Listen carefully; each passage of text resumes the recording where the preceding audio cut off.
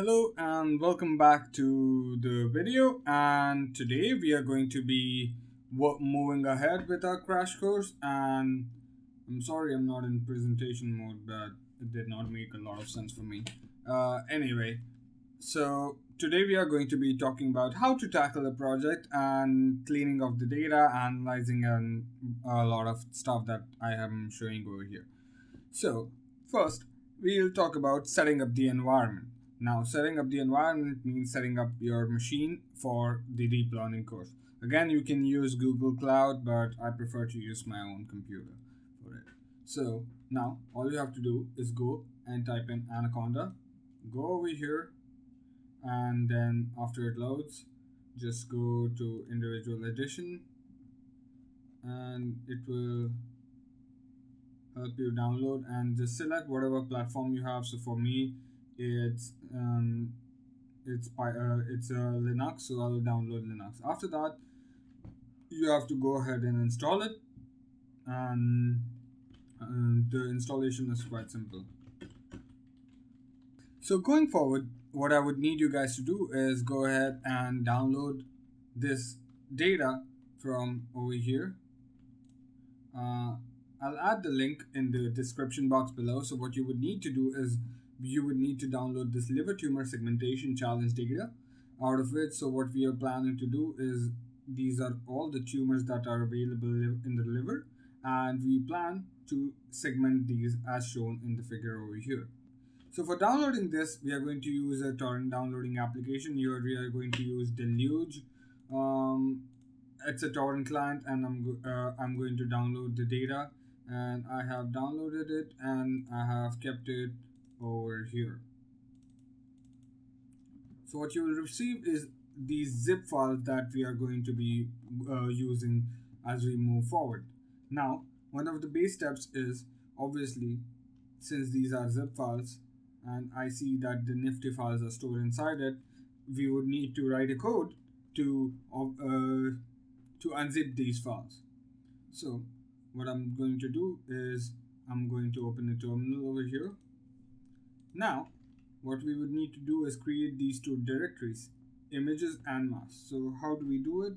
So first we change to the directory, and now I'm just going to name it images2 mkdir minus p images underscore 2 and mkdir minus p masks underscore 2. You can name it images and masks respectively.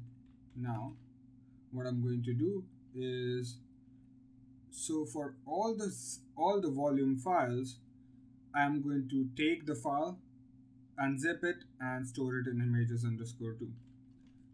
So what I've done is, the process is actually quite long and it takes some time. So what I'm going to do is I'm going to show you guys the code on how to do it, and is something like this.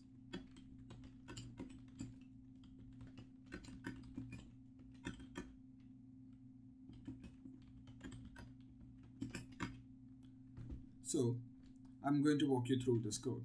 So for every single file that starts with volume, unzip the said file to the images folder. Do it similarly for the segmentation. Now, given the script takes quite some time, I am going to skip and move on to the part where what's inside these. Now we are going to need another piece of software called as ITK snap. So what you would need to do is you would need to go ahead and write sudo apt-get space install ITK snap and then press enter, and that's it. So I have already installed it. For you guys, you would need to install it with the dependencies and just click yes. Now what we would need to do is I'm going to show you the data, how it looks like. So we run the ITK snap, all right, and what we do is we select the file. Let's select the file number 0, all right. So I just load it like this, and here we see the CT volume of the image. So I'm going to just show you some basic information. So the basic information can be accessed through tools and image information, and then you guys can see the amount of intensities that are available. So the intensities are usually from minus 3000 to somewhere around 1500. So it's for this particular image. It can vary for different images. So what I'm going to show you is a different kind of magic trick. Yeah. So this is how the image originally looks like. If you look at the entire intensity distribution, this is how the image looks like, and you can't make a lot of sense out of it. So what we need to do is we need to make some space for the intensities that are more favored. So obviously we don't need these outlier intensities, and because the liver does not lie between those regions. Liver lies between the regions of minus 100 to 240, and that's it. So now I'm going to show you the liver. So the liver looks so I'm going to start with the liver. As you guys can see, we are almost about to look at the liver. So we can see the liver as a region growing through all these areas. So yeah, this is what the liver looks like, and our job is to segment the liver as well as the tumors present. So I'm going to show you a tumor which was practically quite hard to see for people who don't have trained eyes. So as you guys can see, this small spot is a tumor. This small spot is a tumor. This small spot is a tumor. Again, if you don't want to believe me, yeah, why should you? What we are going to do is we are going to load the corresponding segmentation file. So we go here and we load the nifty for the 0th. Yep. And I'm going to reduce opacity. Yeah, fine. Yeah. So as you guys can see, we are able to show the tumors are the green spots. Obviously we can't see a lot, but I'm going to reduce the intensity just to show you guys. Can you see the tumor? Yeah. So that's what we plan to detect, and this is what radiologists look for. Okay, so I'm going to keep it around 10. It looks visualizable anyway.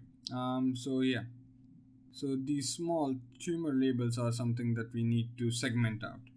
So that's our task, and we are going to be working through this. So this is how you usually visualize the data when you come into medical imaging. It's a lot of trial and error, but now you see the data. So what I'm going to do here is I'm going to show you guys something more interesting. So this is called as voxel spacing. So what it means is the amount of information present in one cube of these pixels clumped in together. So what you see by one pixel cube is this much amount of information present in x-axis, y-axis, and the z-axis. So what it means is you can see 0.7 millimeters of the thickness in the x-axis, the y-axis, but 5 millimeters in the z-axis. So the z-axis is quite thicker as compared to x and y-axis, and that's why you see only 75 slices in the z-axis, whereas you see 512 and 512 in the x and y direction. So it means the data has more spacing and more resolution in the x and y axis as compared to the z axis. Alright, so now that that's done, I could also show you some interesting stuff. So let's say we are not interested in the liver, we are interested in something else. Let's say lungs. So lungs are, yeah.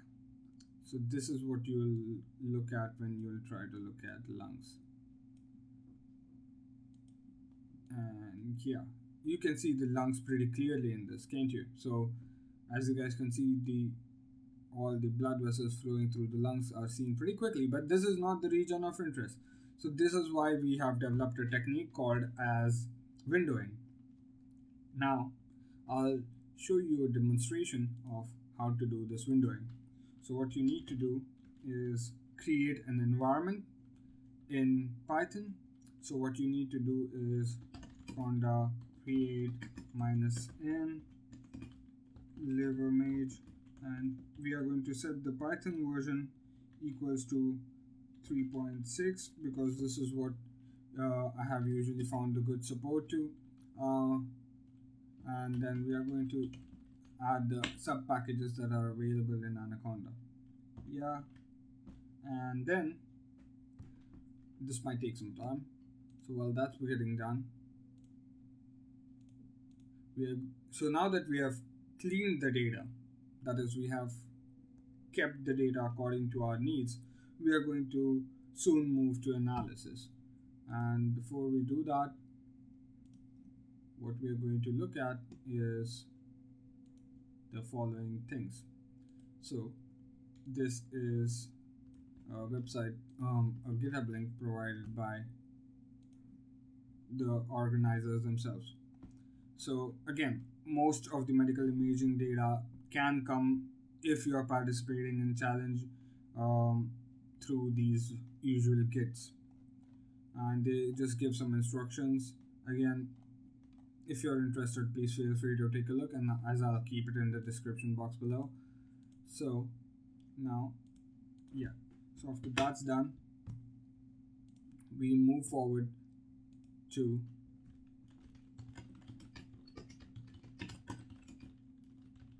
make sense of the data. Alright, so now that's done, let's go ahead and activate this environment. And we're going to need one library that's pretty essential, and it's called nibable. I'll go to the description of that library in a short minute while we Google it. It makes sense that you get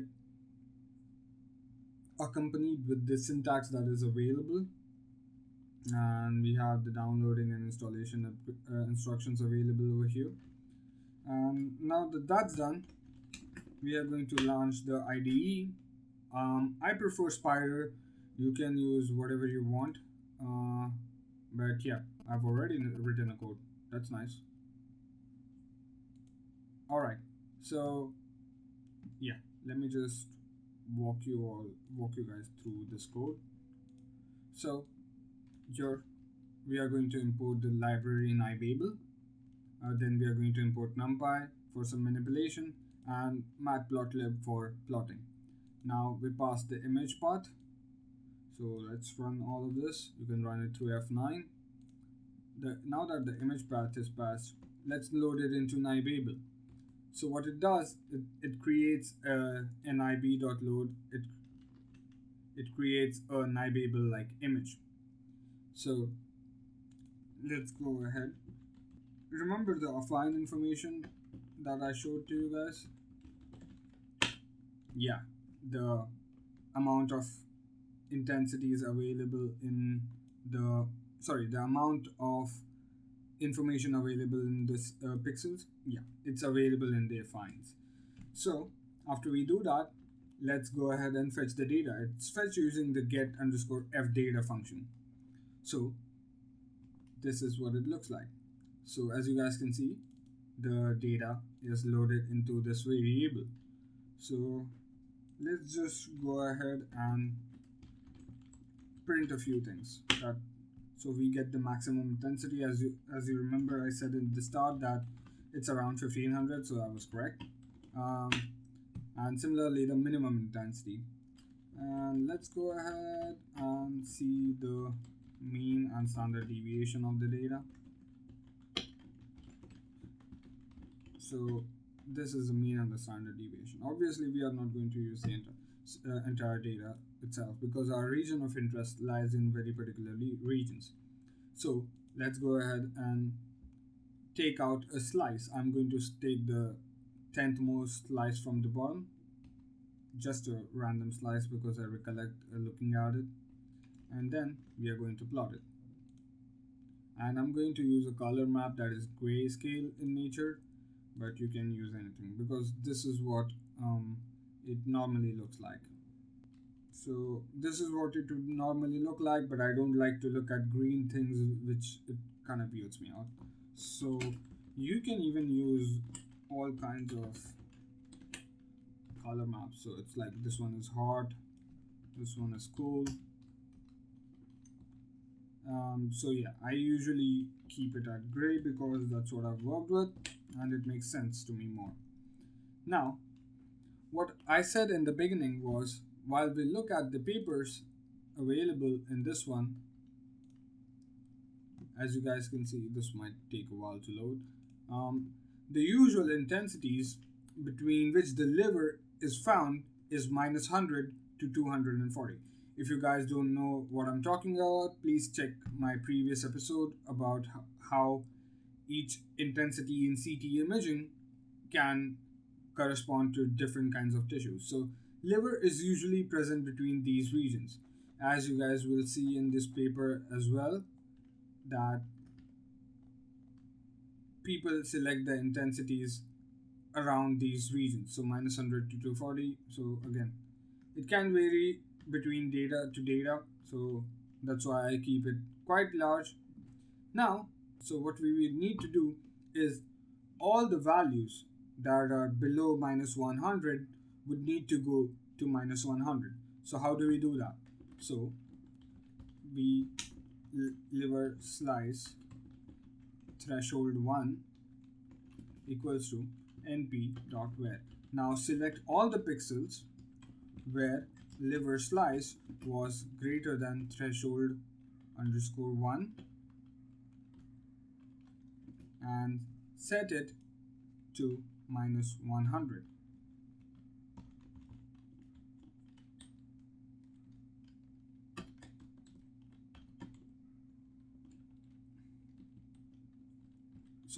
So what it will do is all the values that are less than threshold 1, it will take them and it will set them to -100.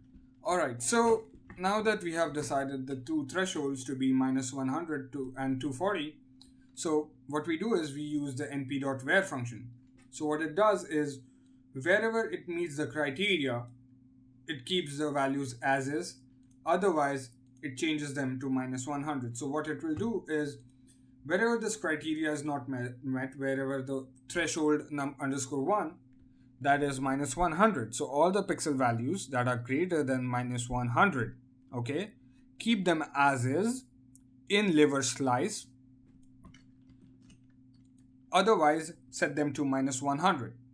Similarly, for threshold _2, take all the values in liver slice T1. So we have already threshold the lower value. Now we need to threshold the upper value.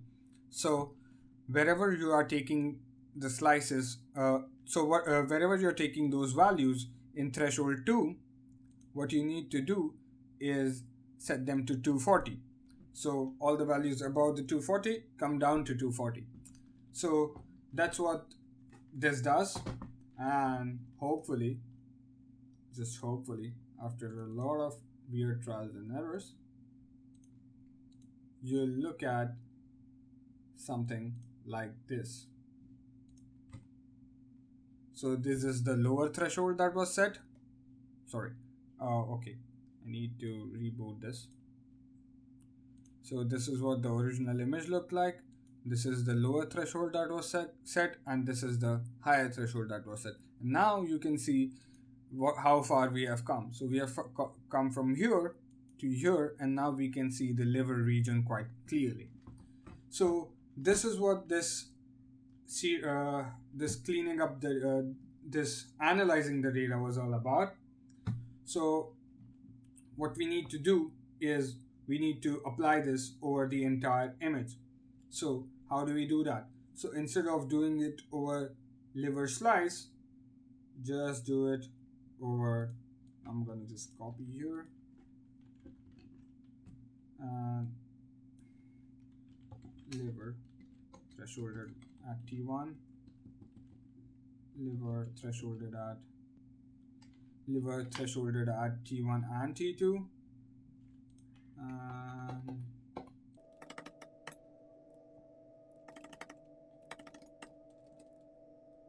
And what we are going to do is we are going to say that liver equals to NIB underscore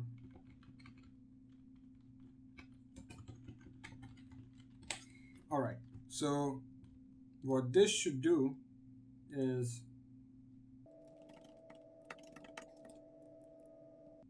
do the same thing for the entirety of image. So we are not going to obviously be able to visualize this since it's a 3D image. You can use a 3D plotter, but I'm too lazy. So what we are going to do is we are going to convert it into a nifty image, nib.nifty1 image. So we are going to pass the liver underscore T1 underscore T2, and the affine information would be coming from nib underscore image dot affine. So we are going to execute it, and nib dot save. I'm gonna just save it.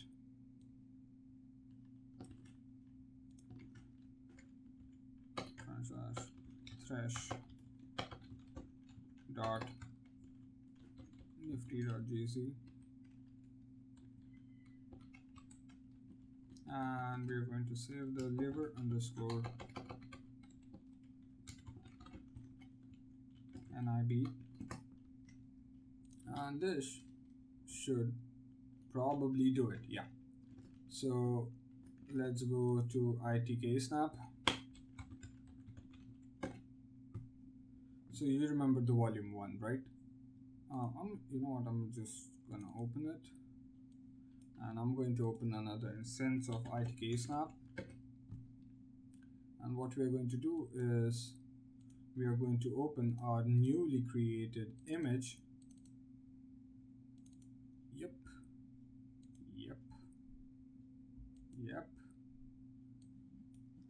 Okay. And okay.